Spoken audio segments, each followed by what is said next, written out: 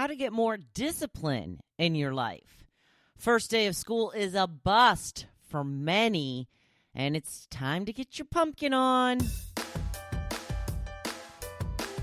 Welcome to the Hopefulist, a daily talk show hosted by veteran broadcaster Wendy McClure. Join Wendy each day as she shares her life lessons that transformed her from perpetual pessimist to the ultimate hopefulist. The perfect morning show to get you caught up on the day's top stories while sharing insights that will lead to positive transformation and bring out the hopefulist in you. For more inspiration, visit hopefulist.com. And now, here's your host and hopefulist, Wendy McClure. Well, hello there, and welcome to the Hopefulist. It is Tuesday, August 25th, 2020. And I thought I would try something a little new, a little different, and see how you guys feel about it. I think I'm going to start off the day, every day, with the quote of the day. How does that sound? Today's quote is from Victoria Morin. It says that old saying about opportunity only knocking once is as archaic as the flat earth theory and as patently untrue.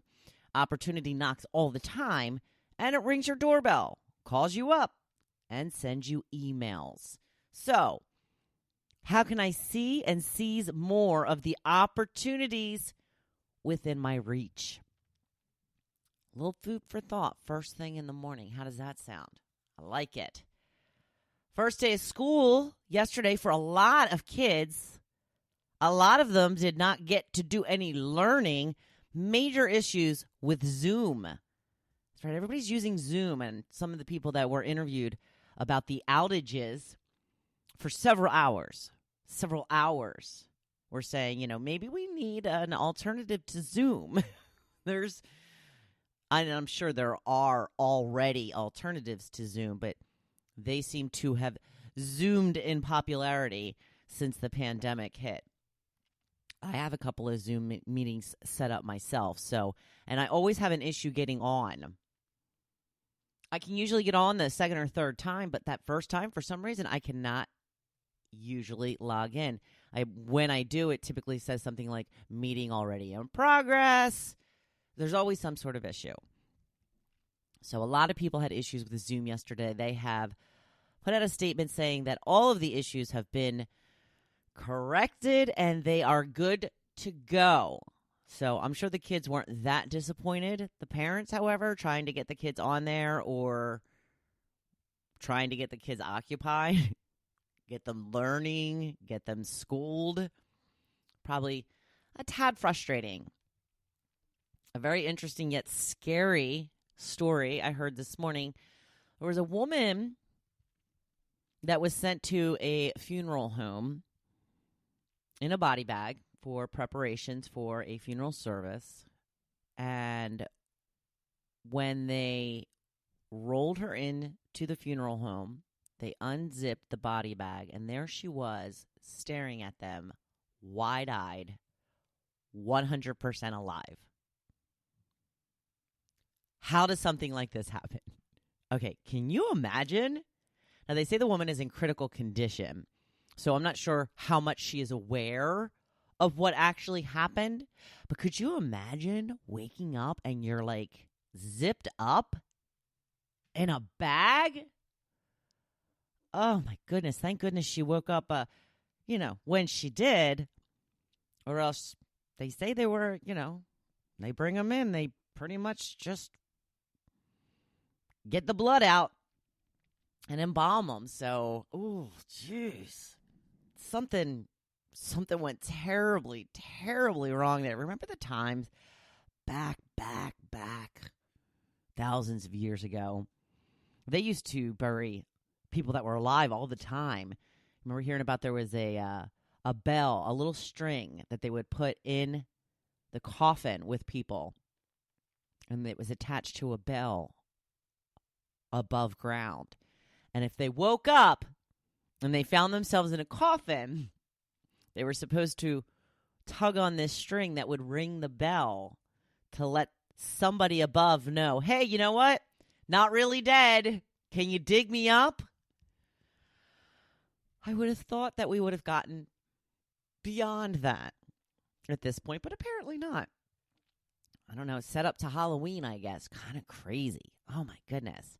Wanted to tell you about the Emmy Awards. I've been very curious as to how they're going to work the Emmy Awards this year. They will be airing on September 20th. Jimmy Kimmel is the host once again. He will be live at the Staples Center. However, he will be alone. Well, not alone. I mean, obviously, there's going to be people there working, but there's not going to be an audience. There's not going to be a red carpet. But they will have cameras at the ready at all the nominees' homes or where they're watching from. So I guess it's still an opportunity for, the actors and actresses and directors and producers and anybody who has a chance to be nominated for such an award to still dress up. And it's not the same as walking a red carpet, but maybe they're not going to wear a ball gown, but I would think that they're still going to get their hair done and their makeup done. So we'll see how this format works out. It's not going to be the same. Obviously, nothing has been the same this year. So, we're all kind of getting used to this weird new normal. I'm hoping still that it is temporary. We shall see. The Archdiocese of Philadelphia just canceled all fall sports for the high schools throughout the region. So that's it's a little bit of a bummer. Still hoping my football season goes off without a hitch. A little nervous about that. But we shall see. We shall see. Let's see. Let's move on to today's topic. And you know what? Fall is coming. I am starting to see pumpkin everywhere. I saw a billboard for pumpkin coffee at Dunkin' Donuts, DD. I do enjoy the pumpkin coffee. Now, Dunkin' makes their own in a certain specific way. It's doctored up already. You don't necessarily have to add anything to it. I like just to get the flavored grounds. I typically like Wawa's pumpkin coffee. I don't know if Wawa's is available yet. I still have a whole bag of blueberry to get through, which is fine. So my favorite pumpkin is definitely the pumpkin-flavored coffee. I love pumpkin muffins as well, which reminds me of fall. Now, a couple of people have mentioned pumpkin bread. Marcy mentioned bread, and so did Eleanor with pumpkin bread with raisins. I don't necessarily equate that with just fall. Granted, I asked what flavor pumpkin you like. Pumpkin bread definitely qualifies. But, my sister always makes that for Christmas. I used to get a little loaf sent to me every year at Christmas time. And it's always been the big old debate. Is it better with raisins or chocolate chips? My niece Sam says, oh, raisins all the way. I say, you're crazy. What could be better than chocolate chips, right? Chocolate chips. Just my opinion, but in this opinion, I happen to be right. So Eleanor also says she loves pumpkin pie. Denise says pie. Linda says everything. Adele says muffins. Yeah, I like to get a muffin just a couple of season from Wawa. Karen says pumpkin everything. And Kelly says ice cream from Shady Brook, which is a little farm area, a little farm stand. Well, more than a farm stand, but in the Bucks County area. Got a lot of listeners and followers in the Bucks County area, so shout out to the Bucks County peeps. Thank you for listening. And go to Shady Brook and get yourself some pumpkin ice cream. Kelly says it's amazing. I'm going to move right on to the topic today. I'm just a moving and a shaking and getting through things. I'm rocking and rolling. That's right. I got things to do today. You know why? Because I got some discipline. I got things to do. So we're going to talk about today how to get more discipline into your life. That's right. It's time to be a grown-up. It's time to get that discipline on. It's one of the things that will keep you on track to get you where you want to go in this life. It's hard, though. What's the first thing that comes to mind when you hear the word discipline? I know for me, it's ugh. Yeah, because it often evokes feelings of doing things we don't necessarily want to do? How can we make the process easier? Break it down. Don't take on everything at once. Tackle one thing at a time, but mostly set yourself up for success. When we get to a point that we really want to see change in our life, we typically go all in. We figure out all these things we want to do differently, and we try to make all the changes at once. Yeah, that is not the way to do it. That is the absolute wrong way to go about it. It's the best way to set yourself up for failure. We are creatures of habit. If most of our habits are not the ones that we want, we can't wake up one day and be a brand new person, unless we start over somewhere. And even then it's hard. But if you're in a brand new environment, sometimes it's easier to do something like that. But most of us don't really have that chance. We have to go slowly. We have to make our decisions count and make sure they are achievable. It's the baby steps that usually stick, the ones that we can handle, the ones that once we have will lead us to the next step that will set us up for even more success. Think about the big changes you want to see in your life. What do you think will be easiest to tackle first? Do that one. Because once you realize that it is up to you and you see success, it will spur you to keep up the good work. But if you set yourself up and don't tackle it the way that you hope, you're going to let yourself down and you're going to give up. So set yourself up to be proud.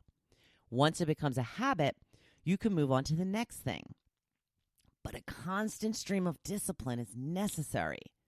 Discipline only works if you stick with it.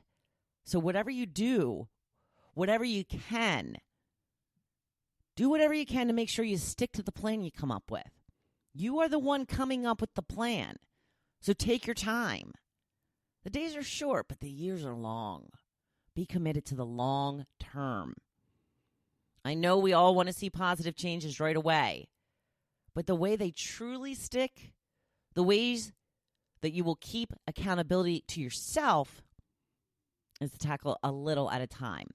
This will lead to lasting change. It's kind of like when you want to lose weight. We all know that going on a diet for 6 months, will help us do that. But then going right back to unhealthy eating is not the way to sustain that loss. It's about habit building, which we will get into later this week. Discipline is all about doing what you say you're going to do.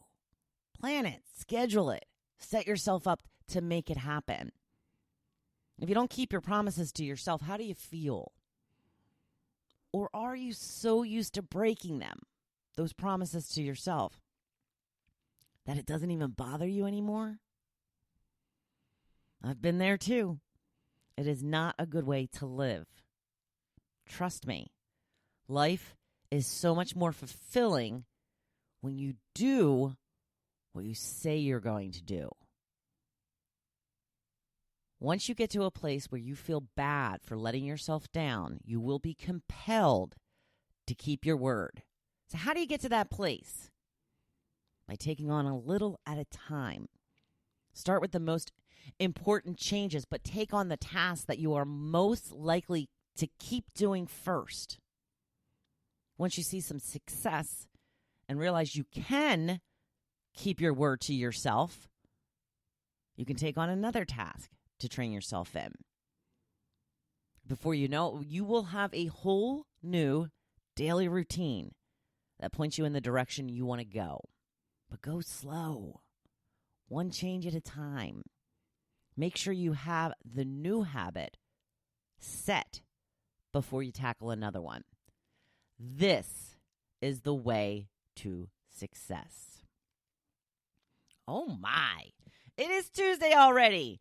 What is one area of your life you need more discipline in? What are the things you need to do in order to make changes for the better? Get started. One thing. Just one thing. And don't let yourself down.